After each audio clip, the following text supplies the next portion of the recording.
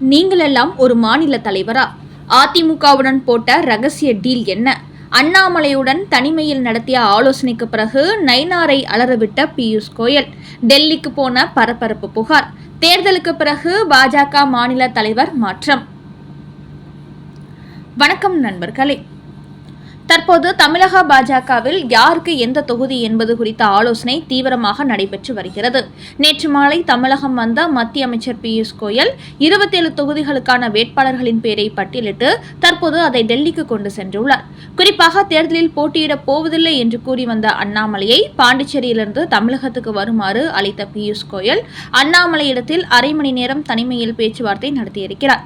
அப்போது தமிழ்நாட்டில் கட்சி வலுவாக இருப்பதை காட்ட உங்களை போன்ற முக்கிய ஆளுமைகள் தேர்தலில் களம் இறங்குவது அவசியம் என்று வலியுறுத்தி அவரது மனநிலையை மாற்றியுள்ளார். இதன் பிறகுதான் நான் எதிர்பார்க்கும் தொகுதி கிடைத்தால் தேர்தலில் போட்டியிடுவதில் எந்த தயக்கமும் இல்லை. அதாவது இனிமேல் தேர்தல் களத்தில் இறங்கினால் கண்டிப்பாக வெற்றி பெற வேண்டும் என்ற நோக்கத்தில் இருக்கிறேன். அதனால்தான் 100% வெற்றி கிடைக்கும் என்ற நம்பிக்கையை ஏற்படுத்தும் தொகுதியில் மட்டுமே நான் களம் இறங்குவேன் என்று கூறியுள்ள அண்ணாமலை, கோவை வடக்கு தொகுதியை கொடுத்தால் எந்த மறுபரிசீலனையின்றி நான் களம் இறங்குவேன். காரணம், கடந்த மக்களவைத் தேர்தலுக்கு பிறகு கோவையில் முகாமிட்டு மக்கள் பணியாற்றி வருகிறேன். அதனால் அந்த மக்களுக்கும் எனக்குமான நெருக்கம் அதிகரித்துவிட்டது. கடந்த மக்களவைத் தேர்தலில் கோவை எம்பி தொகுதியில் 4 லட்சம் ஓட்டுகள் பெற்றேன். அதனால் இந்த தொகுதிக்குட்பட்ட எம்எல்ஏ தொகுதியில் நான் போட்டியிட்டால் பெரிய வாக்கு வித்தியாசத்தில் வெற்றி பெறுவேன். அதனால் கடந்த 2024 மக்களவைத் தேர்தலில் கோவையில் நான் போட்டியிட எம்பி தொகுதிக்கு உட்பட்ட ஒரு எம்எல்ஏ தொகுதியை எனக்கு கொடுங்கள். அப்படி கொடுத்தால் எந்த யோசனையுமின்றி களமிறங்க நான் தயார் என்று தனது நிலைப்பாட்டை திட்டவட்டமாக கூறியிருக்கிறார் அண்ணாமலை. அதற்கு அவரோ மொடக்குறிச்சி தொகுதியில் போட்டியிடுமாறு கூறியுள்ளார். அதற்கு அண்ணாமலை, இந்த தொகுதி கடந்த தேர்தலில் பாஜகவின் சரஸ்வதி போட்டியிட்டு வெற்றி பெற்ற தொகுதிதான் என்றாலும் கூட இதைவிட கோவை வடக்கு தொகுதி கிடைத்தால் சிறப்பாக இருக்கும். அப்படி இல்லை என்றால் இதே கோவையில் வேறொரு தொகுதியை அதிமுகவிடம் வாங்கிக் கொடுங்கள் என்று அவர் கேட்டுள்ளார். ஆனால் பியூஷ் கோயலோ வேட்புமனு தாக்கல் தொடங்கிவிட்டது, இனிமேல் தொகுதி கேட்டு வாங்குவது சாத்தியமில்லை, அதனால் நம்மிடம் இருக்கும் தொகுதிகளில் சில மாற்றங்களை செய்து கொள்வோம் என்று கூறியிருப்பவர் கோவை வடக்கு தொகுதியை வானதி சீனிவாசனிடமிருந்து வாங்கி அவரை மொடக்குறிச்சி தொகுதியில் போட்டியிட வைக்கும் முயற்சியில் ஈடுபட்டு வருவதாக கமலாலய வட்டாரங்களில் கூறுகிறார்கள். அந்த வகையில் இந்த தேர்தலில் ஒருவேளை கோவை வடக்கு தொகுதியை விட்டுத்தரமாட்டேன் என்று வானதி சீனிவாசன் பிடிவாதமாக இருந்தால் மொடக்குறிச்சி தொகுதியில் அண்ணாமலை களமிறங்க சொல்லி பியூஷ் கோயல் வலியுறுத்துவார் என்பது தெரியவந்துள்ளது. ஆனால் இப்படி கோவை வடக்கு தொகுதி தனக்கு வேண்டும் என்று அண்ணாமலை கோரிக்கை வைத்திருப்பதால் வானதி சீனிவாசன் கடும் அதிர்ச்சி அடைந்துள்ளாராம். அண்ணாமலை பிடிவாதமாக இருப்பதால் ஒருவேளை கடைசி நேரத்தில் கோவை வடக்கு தொகுதி அண்ணாமலை கொடுத்துவிட்டு தன்னை மொடக்குறிச்சியில் போட்டியிட சொல்லி விடுவார்களோ என்று அவர் கலவரத்தில் இருப்பதாகவும் கூறுகிறார்கள். அதோடு தனது நிலைப்பாட்டை பியூஷ் கோயலிடத்தில் அண்ணாமலை சொன்னதை அடுத்து, நீங்கள் கண்டிப்பாக போட்டியிட வேண்டும் என்று நாங்கள் அனைவரும் நினைக்கிறோம். அதனால் அடுத்து அமித்ஷா உங்களிடத்தில் பேசுவார், அவரிடத்தில் உங்கள் நிலைப்பாட்டை சொல்லுங்கள், அவரும் ஒத்துக்கொண்டால் நீங்கள் விரும்பும் தொகுதியை அவரே வாங்கி கொடுத்து விடுவார் என்று அண்ணாமலையிடத்தில் கூறியிருக்கிறார் பியூஷ் கோயல். அதனால் இந்த விவகாரத்தில் அநேகமாக நாளை ஒரு முடிவு தெரிந்துவிடும் என்று கூறப்படுகிறது. இது ஒரு புறம் இருக்க, நேற்று மத்திய அமைச்சர் பியூஷ் கோயல் தமிழகம் வந்திருந்த போது நயினார் நாகேந்திரன் போட்டு வைத்திருந்த உத்தேச பட்டியலை பார்த்துள்ளார்.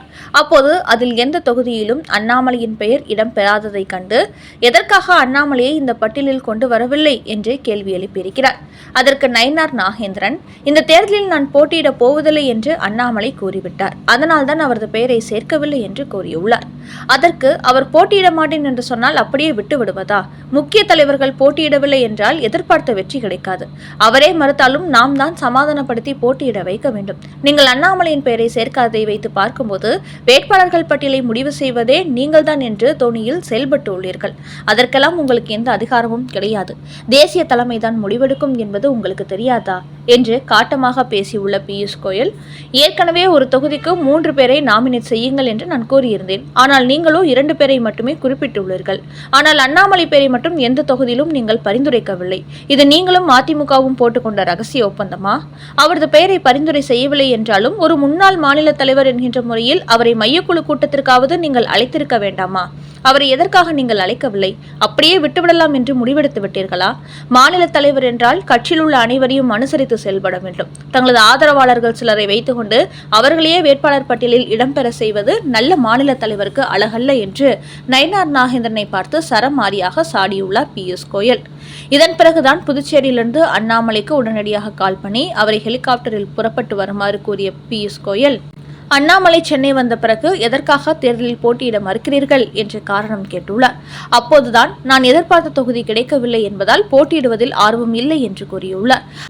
அதற்கு பியூஷ் கோயல், நான் மட்டுமின்றி பிரதமர் மோடி, அமித்ஷா அனைவருமே நீங்கள் போட்டியிட வேண்டும் என்று விரும்புகிறார்கள். அமித்ஷா அது குறித்து விரைவில் உங்களிடத்தில் பேசுவதாக கூறியிருக்கிறார். அவரிடத்தில் உங்கள் முடிவை சொல்லுங்கள். ஒருவேளை நீங்கள் எதிர்பார்க்கும் தொகுதியை அவர் தருவதற்கு வாய்ப்பு இருக்கிறது என்று சொல்லி அண்ணாமலையை தேர்தலில் போட்டியிட வைப்பதற்கான முயற்சியில் பியூஷ் கோயல் ஈடுபட்டதாக கமலாலய வட்டாரங்களில் கூறுகிறார்கள். அடுத்த செய்தி, மு.க. ஸ்டாலினை அலறவிட்ட எடப்பாடியின் பிரிட்ஜ் வாக்குறுதி.